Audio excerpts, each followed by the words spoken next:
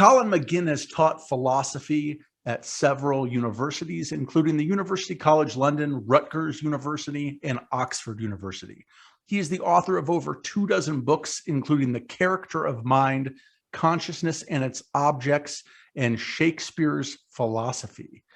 Steven Pinker said about Colin, McGinn is an ingenious philosopher who thinks like a laser and writes like a dream. Colin, I'm so happy to have you on. Thanks for being here. It's good to be here. What does free will entail? Well, that is the big question about free will, and people have different opinions about it. Depending on which analysis you give of the concept, you get different results about whether people have free will or not. So some people define free will as the ability to do otherwise, and they interpret that to mean even if all conditions of the universe prior to your actions were repeated, you could do something different from what you actually did. So in other words, they reject determinism of the present or the future by the past. So then you get the position that says we don't have free will because determinism is true, but free will imply or entails the ability to do otherwise. But if determinism is true, people can't do otherwise, so they're not free. But if you define free will in another way, and not as the ability to do otherwise, interpreted in the way I just interpreted it, but rather as the ability to act on your desires and not be coerced into doing things you don't want to do, that was Hume's definition, then there's no incompatibility between that and determinism. So even if determinism is true, you still got free will because you have the ability to do as you desire. So there are some positions actually, and I myself hold this view, that free will requires determinism. It's not incompatible with it. It entails determinism, and determinism is true. There can't be free will without determinism. And I could explain to you the reasons for that. They're not original to me. In fact, they're kind of obvious when you get clear about them. But free will as a subject makes people become very unclear. I've often wondered why it does that. I've been thinking about it for a long time. I've had different positions. But I actually more recently came to a position that I think is quite satisfactory, and I'll be more than happy to explain it to you at this point if you would like me to go on with that. Yes, please tell me. So you want me to explain it? Okay. So here's the view that I came to quite recently. I think there are two concepts of freedom which have been conflated and confused people because they haven't distinguished them. In fact, there's more than, if you look at the way the word free is used in general, there are more meanings of the word free even than these two. But so the two notions I have in mind in ordinary language are expressed by the locution freedom from and freedom to. So if somebody asks you, if they can meet you later in the day for a coffee or something, and you might say, I'm not free for the rest of the day.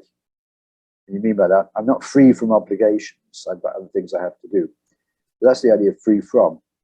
So now you extend that to causal influences, and you ask yourself, are human actions free from antecedent states of the universe, in particular, let's say, brain states?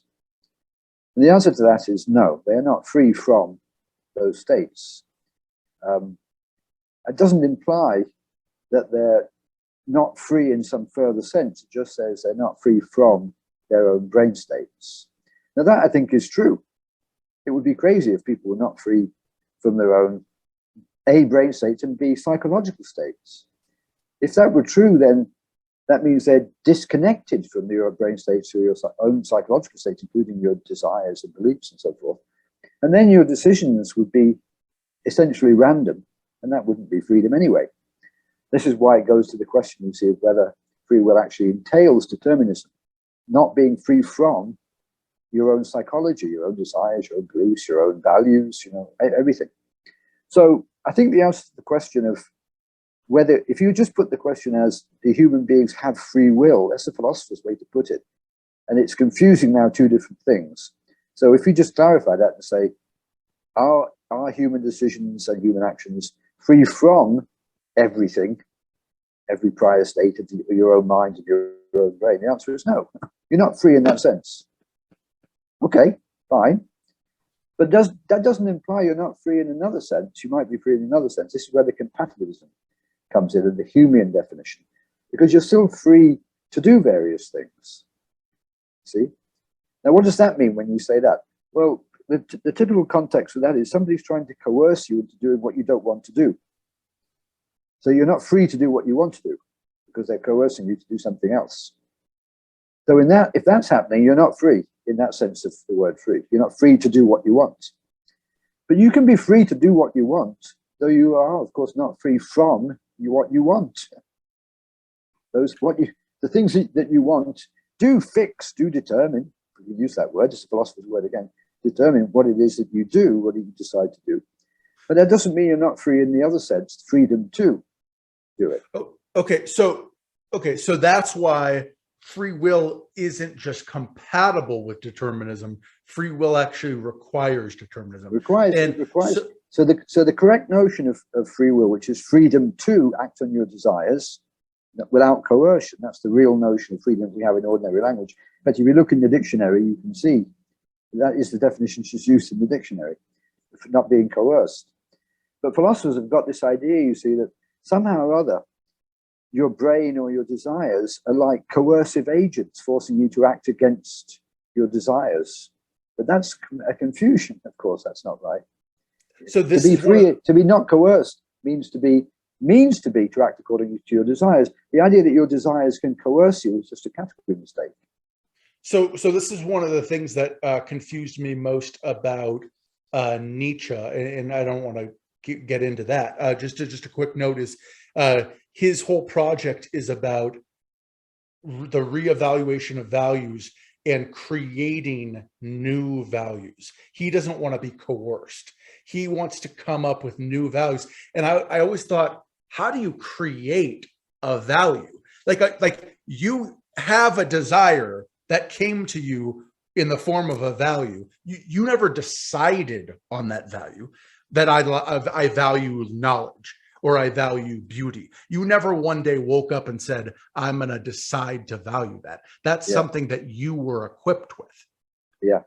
Well, Nietzsche was just using language in a very misleading way to say he's trying to create new values. You could say he's trying to discover new values. Exactly. That's okay. Yes, but today exactly. You create values. I mean, if a value is a real thing, you don't create it. It exists. Exactly. You recognize its existence or not. You don't create the value. So we have these desires that we didn't choose. We have actions that, again, we're not really choosing. So then what do you say to somebody who says, aren't you just kind of renaming free will as, aren't you just renaming determinism free will? You're not just renaming it. You're giving an argument for why determinism requires free will. Why free will requires determinism. But somebody's thinking, well, yeah, but where's my free will in this? Like when I think of free will, I think of conscious choice that I'm making. But that's there. It's right there. That's what freedom is. It's conscious choice based on what it is that you most desire, value, approve of, whatever term we're going to use. Decision is a conscious mental state, event, whatever we're going to call it. And it intelligibly results from antecedent mental states, desires and beliefs are what we normally call them, but they have many names in ordinary language.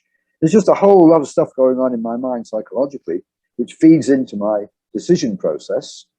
And if somebody were a twin of mine psychologically, we could say physically too, but let's just say psychologically, they would make the same decision, and that wouldn't in any way detract from the fact that they made it freely.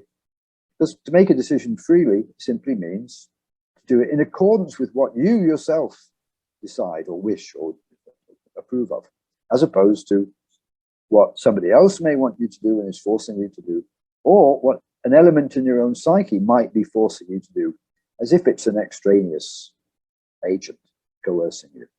Yeah, so let's go there, because some people would say some people would count unconscious choice as free will. So I had a interesting discussion with Chomsky about, and his name is going to come up quite a bit, about whether free will involves conscious awareness. And Chomsky wrote, The issue of free will has to do with decisions, not awareness of them.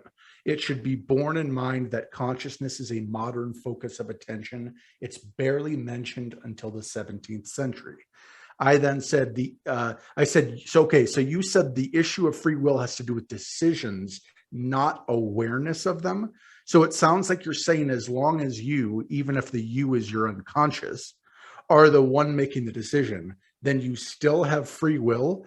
Well, then what counts as determinism if that's free will? And then I said, I suspect a lot of people would be horrified to come to believe that free will is unconscious decisions. It would sound to them like no free will at all. And Chomsky said that would be a mistake. Almost all of our mental life is inaccessible to consciousness. Why should our making of decisions be any different? Chomsky was right in what he's saying. I don't know whether you're essentially on the essential point. Of course, he's not saying that all decisions are unconscious, all free decisions are unconscious. He's saying there's nothing in the concept of freedom to imply that they can't be unconscious. There's nothing, see, nothing. When I laid out for you the definition of freedom, the Humean definition, I said nothing about consciousness at all. So if the desires you have are all unconscious, but you're acting on them and nobody's coercing you to act on any desires you don't have, then it's free. Okay. One of the things, a good thing to remember in this discussion is animals, you see, because really it's a bad idea to say animals are not free. And that they're free in exactly the sense in which we're free, or not free, as the case may be. If we imprison them, you know, and do various things that they don't like and don't want, they're not free. But if they're just going around acting on their desires, then they are free. Now, do we want to say that that their whole process is conscious? No, and Chomsky, I think, would surely be right to say that a lot of even conscious decision making is unconscious. A lot of the machinery of the psychological machinery there is unconscious. Let's take Chomsky's own favorite area of interest, language. Every time you speak, it's an action, and it's a free action. But an awful lot of that processing, that linguistic processing, is unconscious. That doesn't in any way detract from the fact that it's free. So it's being unconscious is not something that says, well, then it can't be free because it's unconscious. That wouldn't be right. Okay. Okay. So if someone listened to you here and thought, wow, this is kind of discouraging, do you think it would be mistaken to think that? What's it discouraging to? Is it discouraging to a robust, real notion of freedom, or discouraging in the sense that the problem seems to disappear once you've made these points? It's hard to say. I think discouraging in the sense that we often think that it's hard to even say this without it's hard to say this without it sounding kind of compatible with what you're saying. We like to think of us as like organizing, building, creating our own future, our own lives. And the way that you're saying things, it kind of makes me think like, oh, I guess we can just sit back and it's almost like we're more on like a roller coaster. Like, I guess we could just sit back for the ride. It's not incompatible with that idea of creation, but of course that idea of creation is not disconnected from everything else about your mind and brain. You know, we can create things. There's another notion of freedom, which I said there were several notions, which is sometimes, say, Chomsky would talk about stimulus freedom. So you're free from the stimulus. It's a one variety of being free from something. That's of course quite compatible with the view that what determines your action is your own internal mental states, but not the stimulus in the environment. Because it's stimulus free, but it's not mind free. So your creative acts are not mind free. That's a senseless idea, isn't it, really? So for example, there couldn't be two people identical in their brain states and identical in their mental states, and one of them creates this, another person doesn't create it. How could that be? Then creative acts would have to be completely disconnected from everything else about the person's psychology and their physiology too. But that's not true about creativity. It can't be created just from nowhere. Right? It comes from somewhere. Einstein's mind was different from other people's mind. He wasn't. You see, it's not creativity isn't random. Right? It comes from the person's mind, their psychology. This is obviously a complex topic. We're going to have to move on, but let me ask Yeah. this. If for people who want to learn more about what you're saying, where should they go? I'm glad you raised that, because I was going to mention this.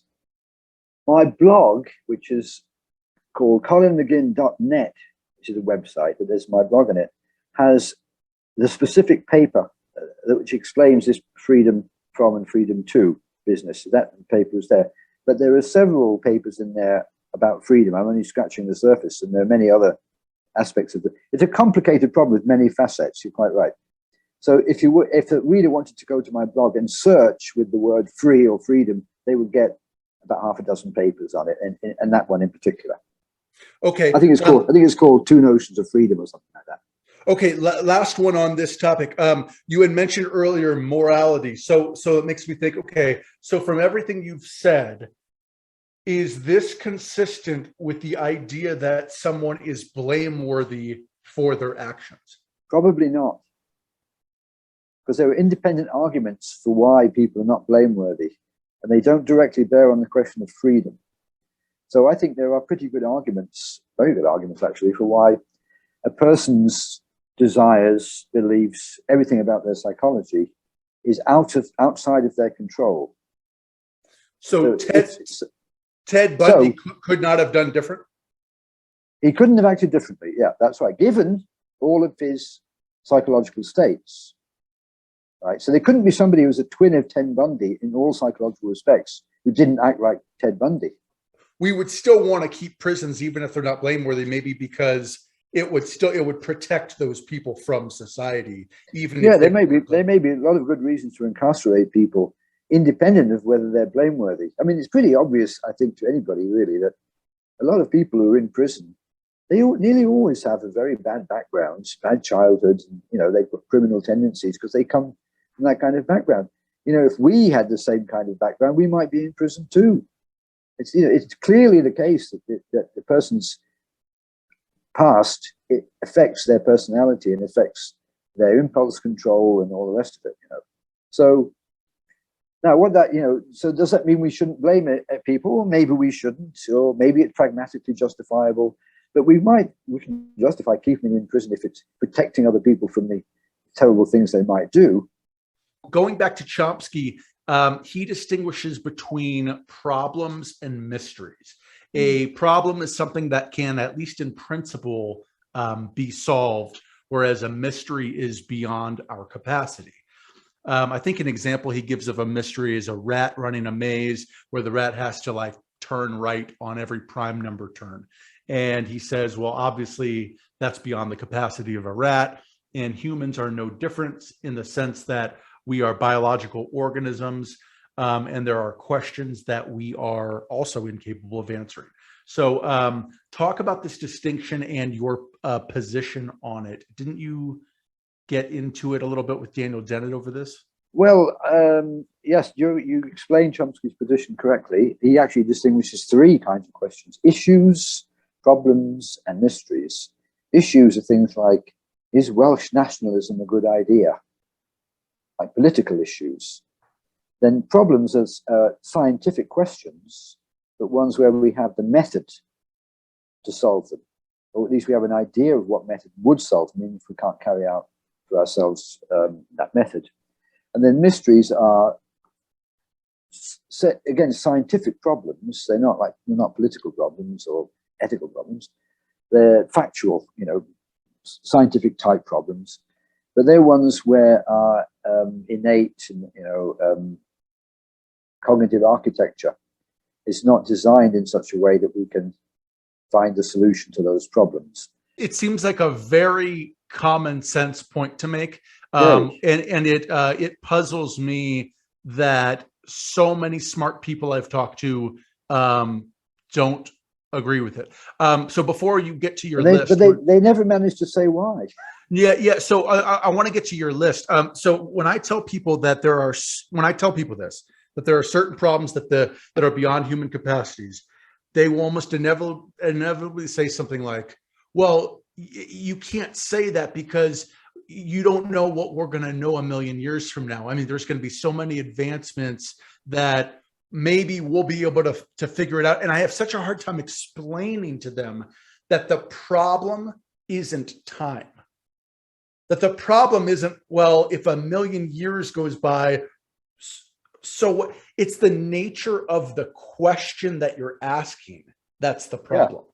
Well, let's give an example, which they ought to be familiar to these people. The problem that Thomas Nagel brought up, though he didn't originate the problem, of our knowledge of what it's like to be a bat. Right. That's a mystery to us. We don't know what it's like to be a bat. Right. And if our brains stay the same as they are now, that is, we don't acquire a bat brain and able to echolocate ourselves, we'll never know what it's like to be a bat. Because the reason that we don't know what it's like now is because we can't empathize with the bat. We can't enter into the bat's point of view because we don't have that point of view. So it's a very poor argument.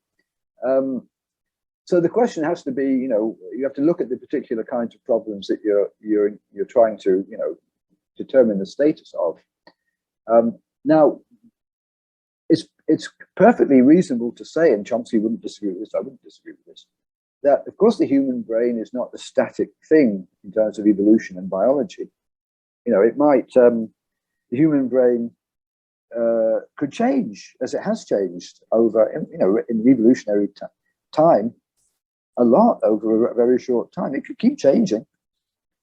Let's take one of the things that could easily happen. Suppose brain surgery got to a level where brain surgeons could insert into the human brain a bit of the bat's brain and do things to the human ear so that it could echolocate like a bat. And then humans get equipped with some special wings, they can fly around, because that could happen. And now they know what it's like to be a bat. That could happen. But without that augmentation of their brains, then they won't know it. It would seem to me that these people would think that they almost seem to be implying that we are not biological organisms, that we are supernatural. But anyways, yes, they all seem to be implying that. Yeah. Okay, so let's hear this list. All right. So the list starts with, which for contemporary scientists and philosophers might know about. People talk a lot about consciousness, of course. That's a good example. I have argued more recently, of course, I argued that consciousness was a mystery, but I also think the unconscious mind is a mystery. And I have a paper about that. It's actually in my book called Philosophical Provocations. I think it's the first essay in that book. I think it's called The Mystery of the Unconscious. So it's a rather a Chomskyan view too, because he thinks a lot of mysteries about the unconscious mind. Yes. So there's that. So there's conscious and the unconscious. Then there's the self. What's the self? Is it continuous over time? These are the classic things discussed by Hume and Parfit and many people. So this is an aspect of the identity problem. Yes, yeah, you could say that. I mean, Okay. we could put it by saying we also don't know what the self is when we say that. Many philosophers have thought, with good reason, that there's no such thing as the self, that it's an illusion. That's a Buddhist view. Yeah, it's a thing. And many analytical philosophers have thought that too. They think that Hume argued that, and that's go into whether Hume really thought that. But Hume certainly introduced the idea that we don't encounter the self introspectively, so there's no evidence that we have that the self exists. So a lot of people have thought Chomsky doesn't think the self exists. He thinks that's an outmoded idea. So there's the self. Another one which goes back to Plato is a priori knowledge. We don't really have it. It's a mystery how we have a priori knowledge. We have a rough idea how we have a posteriori, empirical knowledge, through our senses. I mean, roughly how our senses work. Probably not as well as we think we know, because that involves consciousness and reasoning, and which we don't know much about. But Plato made the point that we have such a thing as a priori knowledge, and it's discussed in the Meno, where Socrates gets the slave boy to come up with Pythagoras' theorem. And Plato had a theory of that, which was very startling, which is the only way we could have this knowledge is by as having existed prenatally and acquired this knowledge in a disembodied form by direct contact with Platonic forms. Nobody nowadays would take that seriously, but that was his theory about it. Reincarnation? Yeah, so we're reincarnations of a previous self. Plato thought you needed to postulate that to explain a priori knowledge. Got it. Okay. Now, I have another book which is about innateness and genetics, and why that actually is much more mysterious than people think. It's called Inborn Knowledge. It's published by MIT Press 3 or 4 years ago. And I say, although nativism is true, it's quite mysterious how it can be true, because the real question is, in what form does this knowledge exist in DNA molecules? How do DNA molecules contain actual knowledge about mathematics? Nobody has an answer to that. Okay. We say things like, well, it gives us the ability to know it, but that is just hand waving. So that's another thing I would put on the list of mysterious things. Then there's the question of freedom. We can get to the question of freedom because there is something mysterious about freedom as well, because reasoning is quite mysterious. It's particularly reasoning which philosophers call abduction. We have a pretty good understanding of deductive reasoning and even inductive, but when it comes to abductive reasoning, where you create a hypothesis, that's when we bring in the idea of creativity.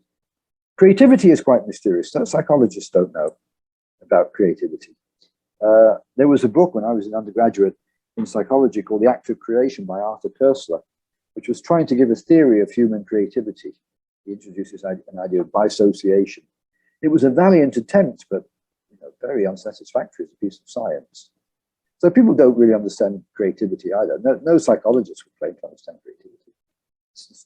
So no, it might become, this may be a low-grade mystery. So some of the mystery might be resolved by many hundreds of years of experiments and theorizing. And it could, you don't know. This is a tentative list. You can't be dogmatic about any of this, you see. You don't know for sure. Maybe something will happen and suddenly all these things will become clear. What is it about these questions that make them get into your list? Well, let's get through the list and then we can come back to see what they are. There may be different things in different cases. In my book called Problems in Philosophy, The Limits of Inquiry, I do have a hypothesis about what distinguishes soluble questions, from the ones which have this character of being seemingly mysterious. The next one I list is meaning. I think meaning is a mystery. Again, this is very familiar to philosophers because nobody has a good theory of meaning. And if you know Wittgenstein and then Kripke's work on Wittgenstein, it's completely unclear what on earth is going on with meaning.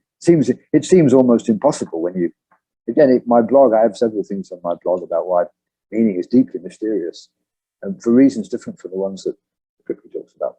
Causation. Hume thought that causation was a mystery. It's very clear in his inquiry that that's so. He didn't think causation was constant conjunction. That's just a misreading of Hume. But I think causation, the nature of causation, is a mystery according to Hume. Right? Does Hume think, okay, so is it that Hume is questioning cause and effect, or is he saying cause and effect obviously exists, but we can't explain the relationship? What's he saying? The latter. He's saying cause and effect clearly exists, but we don't have, what he would say, we don't have an idea of power or force or all the other causal necessity and so forth. So we have no concept of that. Well, this is going to take us down the road, discussing causation. Just quickly, I mean, give the billiard ball. So just say what exactly is he saying? What he's saying about the billiard ball is if you examine one billiard ball going towards another, you have what we call an impression of movement of the cue ball going toward the target ball. Then they touch, it calls contiguity, and then the target ball moves off in another direction.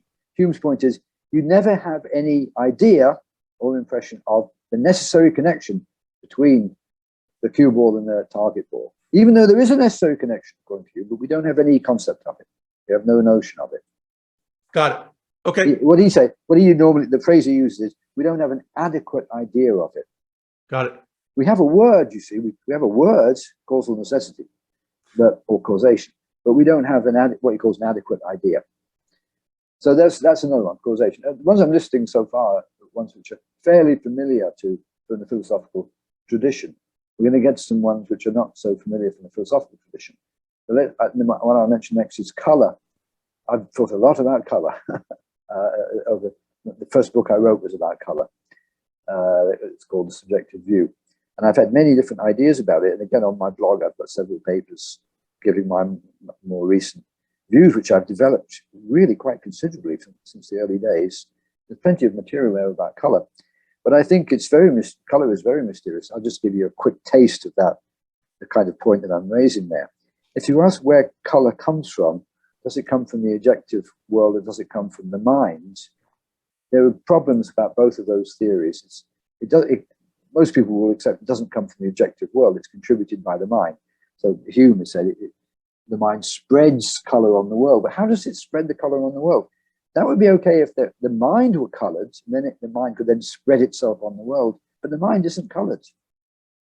So the color doesn't come from the mind because the mind isn't colored. It doesn't come to the objective world. So what is it exactly? Where does it come from? Don't know. But quite mysterious what color is. And if you try to come up with a good theory of color, you find yourself going around in circles and having a lot of difficulty with it.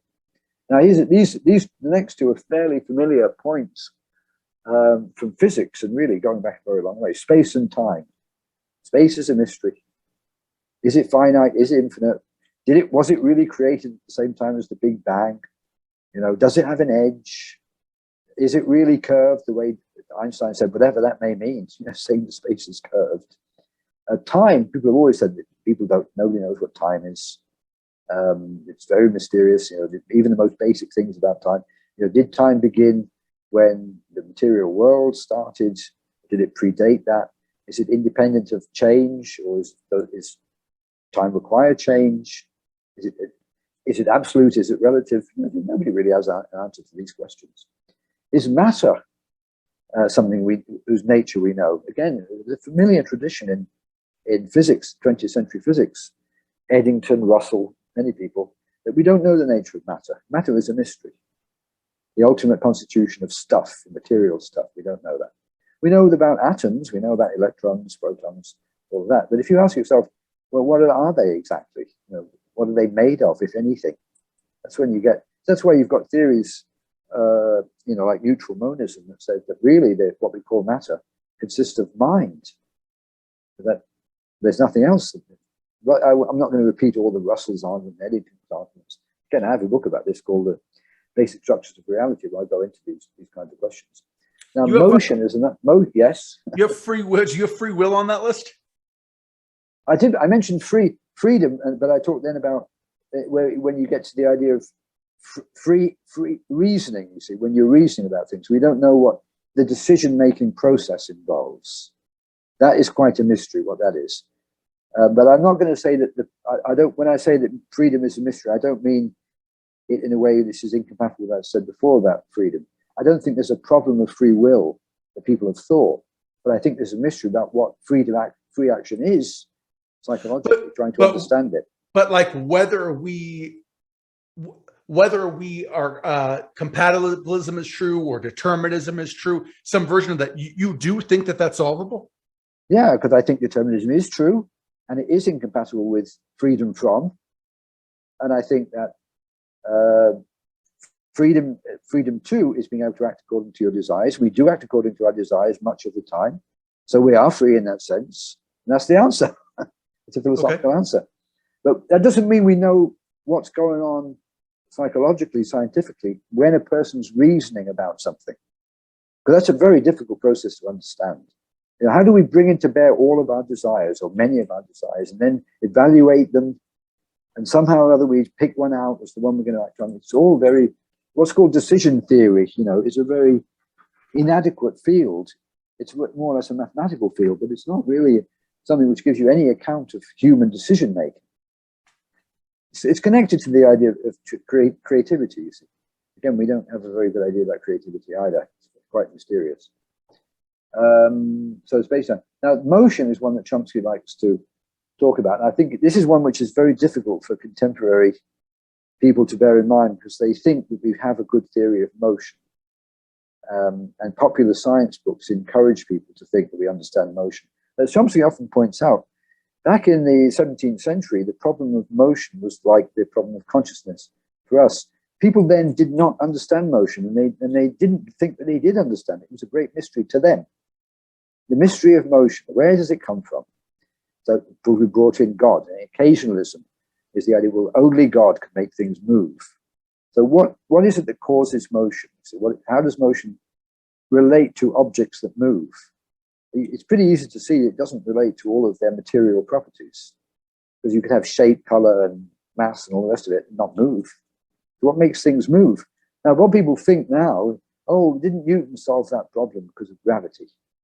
And then didn't Clerk Maxwell solve the problem of motion when electricity and magnetism are involved? The answer to that is no, he didn't. And Newton knew very well, Chomsky always making this point, Newton knew he had no solution to that problem. He didn't understand gravitation, didn't think he did understand it. He had a mathematical description of it. He could tell you what the laws of motion are, but where motion comes from, what explains it, he didn't know that. And I doubt today that we really know. This goes to the next two, which will shock people. I think that electricity is a mystery and gravity is a mystery. I think there are lots of things that physicists don't understand about electricity and gravity, and particularly what they are, what they really are. What we have are mathematical laws, stated about what things we call electricity and the thing we call gravity. But Newton and the other scientists of that period would say, well, that doesn't mean we understand anything about the nature of these so-called forces. That's why you've got many physicists since those early days have been very skeptical about the idea of force and thought it's an occult phenomenon, an occult idea. Famously, people thought that gravity was an occult phenomenon. Newton thought that. That was his own phrase about it. So, we can have a science of these things. I'm not saying the science is bad. It's fine. It just doesn't achieve what people in earlier centuries were hoping to achieve. It's really a kind of admission that we don't have an adequate theory of the nature of these things. What we have is an abstract description in mathematical terms, which is predictive and law-like. The main point to make, if you're a philosopher, is let's not confuse scientific success along certain dimensions, which is indisputable, with full understanding of what the phenomena is we're trying to understand.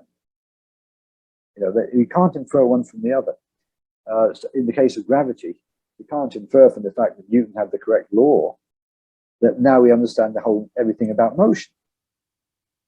I mean, the very obvious point is we know that gravity is proportional to mass. Why? What does the ability to move remote object got to do with the mass of an object? Mass is just how much matter there is in it. There's no clear idea there of why the mass of an object should be something that determines its gravitational force, its ability to move other objects. It's just a brute connection. So, so much the same with electricity and magnetism. The earlier theorists were well aware of all of this, you see. Chomsky often makes the point that in the days when this was very living issue for the people involved, mechanism was the preferred theory of the universe. That was Descartes' view of the physical universe. And that gives at least an illusion or an impression of intelligibility. But these theories, like Newton's and Clerk Maxwell's about electricity and magnetism, they abandon mechanism completely and they don't put anything in its place. And so what's happened is we've just scaled back our expectations about science. Instead of trying to get science which explains the universe to us intelligibly, we haven't been able to do that. So we say, well, let's have a theory that gives you predictions. Quantum theory is the best contemporary example, of course, because as everybody always says about that, well, it's a predictively fantastic theory, as good as any physical theory we ever have. Of course, we don't understand it at all. We'd have no theory of what's going on in the real world when we talk about these strange events that are going on. Correct? Yeah, that's right.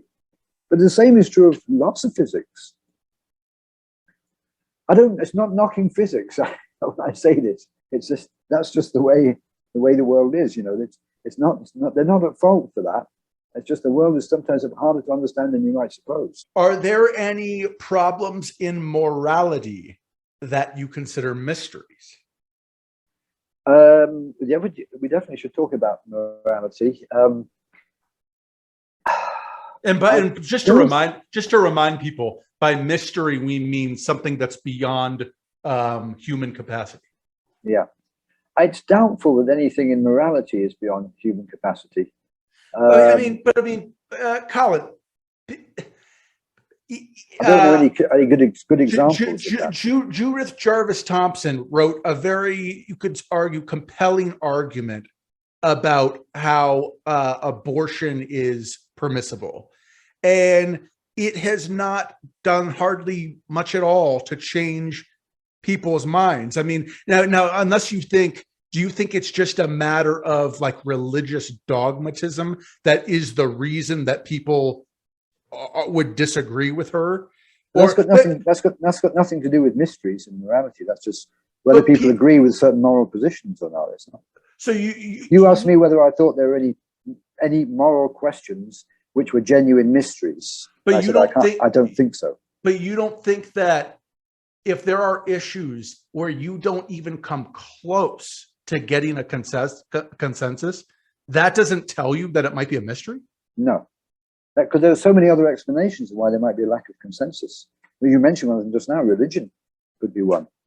There are ways that non-moral mysteries can impinge on moral questions. So let's take the abortion case. Suppose we ask ourselves the question: is abortion wrong in the 5th month of pregnancy? Now, the reason that's a difficult question is we don't know the psychological condition of the fetus at that time. And maybe we can't know that, because there's a problem, you see, about minds in general, but because the plausible view about abortion is, well, it all depends on when the fetus becomes a person, and that depends on when the fetus develops a mind, and that's, the various aspects of what the mind is. So in order to settle the moral question, is it wrong to do an abortion at that time during pregnancy? There's a factual question we don't know the answer to, so we can't answer the moral question. So those could give rise, but they're not really moral mysteries, right? The moral principle there is, if something is a person, then it has rights. That's not okay. So I don't think there are any. There are difficult moral problems. How much do we owe to future generations? How much should we sacrifice for future generations? How much how long in the future must we be considering? I think they're not particularly mysteries in the sense that we've been talking about so far. They're a bit more like issues, and that I talked about before, like whether Welsh nationalism is a good idea. People often think that philosophy doesn't make advances like science does. You believe there have been numerous advances made in philosophy. What are some of those? The advances in philosophy are not like many advances in science, for sure. But the advances which are the most obvious, if you're going back from Plato onwards, is the ability to formulate questions and the ability to find questions which have not been asked before and develop positions which have not been invented before. Let's take, since we're talking about Plato, Plato made a distinction between particulars and universals. That was a huge philosophical advance on what had been around before, because that's a very important and genuine distinction. There's a difference between particulars and universals. He also, of course, raised the questions about what knowledge is, and that was an advance to raise the question, and then made some points about how knowledge differed from opinion. He said it was basically true belief, and that was a big philosophical advance too, to see that was so. And then there were many other advances. You can, just mention all the great philosophers. Every one of them made advances. Now, somebody might say, oh, but they're not like scientific advances because they're facts. That scientists discover facts which are incontrovertible. Well, that's a very naive view of science to start with. But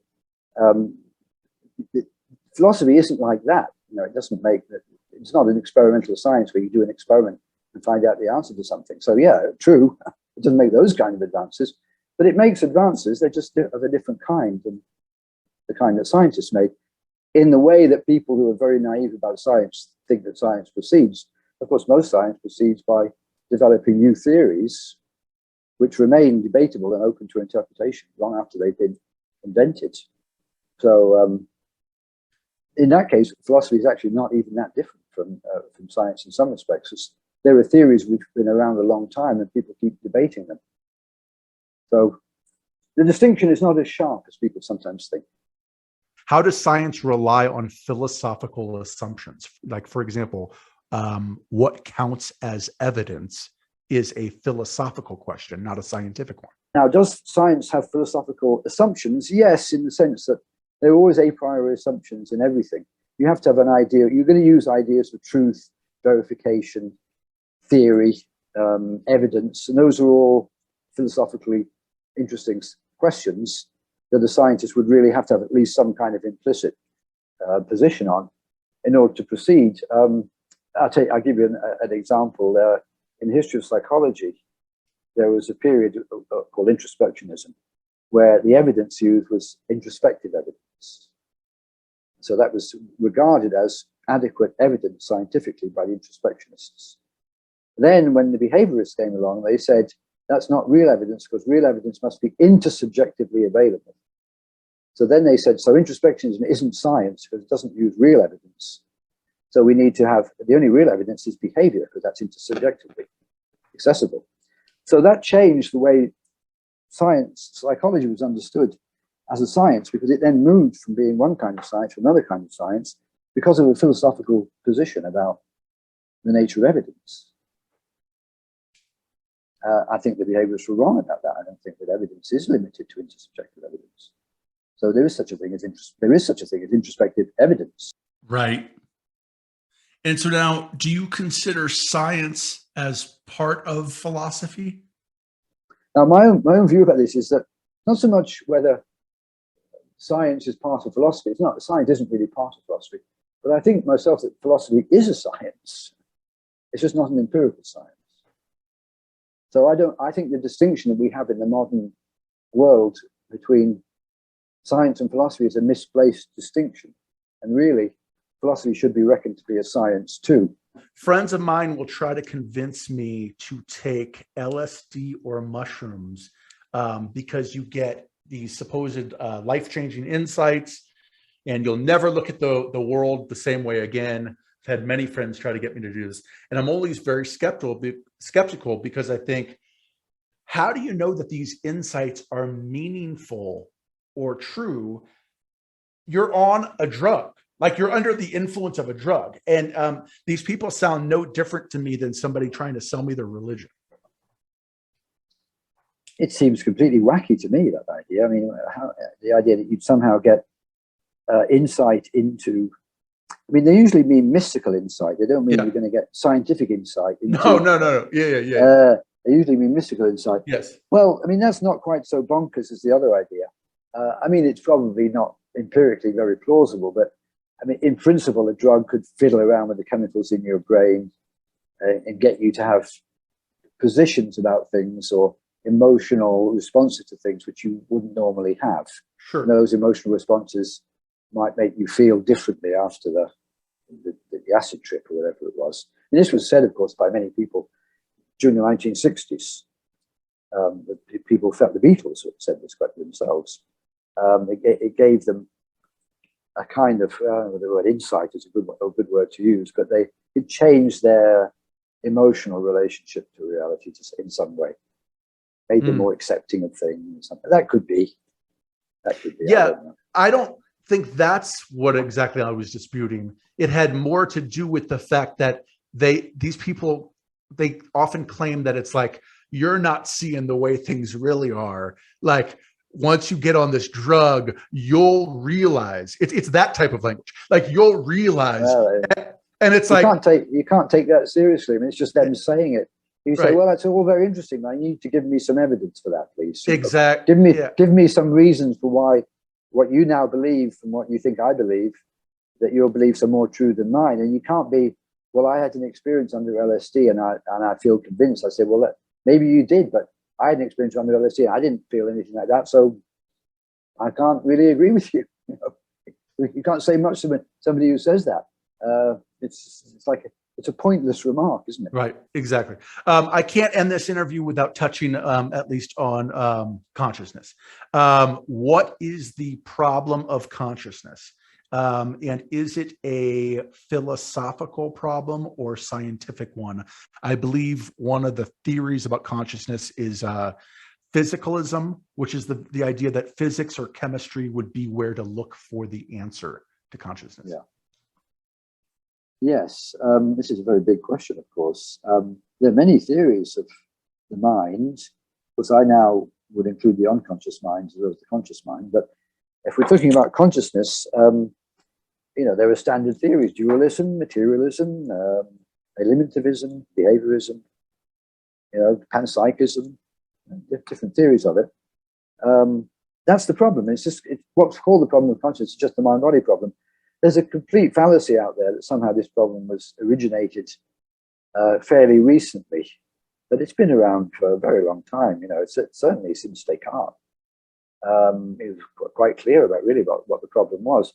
You know, in the 20th century, certain people wrote about it in ways that ignited interest. You know, the people recite Tom Nagel's "What's It Like to Be a Bat," but there were other things at the same time. I mean, intuitively, the problem is just that consciousness, as we experience it, seems like a very different kind of thing from the brain as we see it when we look into somebody's head. And so the question is, well, what exactly is the relationship? And it's hard to believe it's identity, because if it were identity, wouldn't we experience consciousness as we experience our brain? And if not, why not? Why don't we experience it as our brain if it is our brain? And why doesn't the kidney have consciousness? Another way to put the question would be, what is it about the brain among the other organs of the body that makes it, and it alone, the organ which generates consciousness?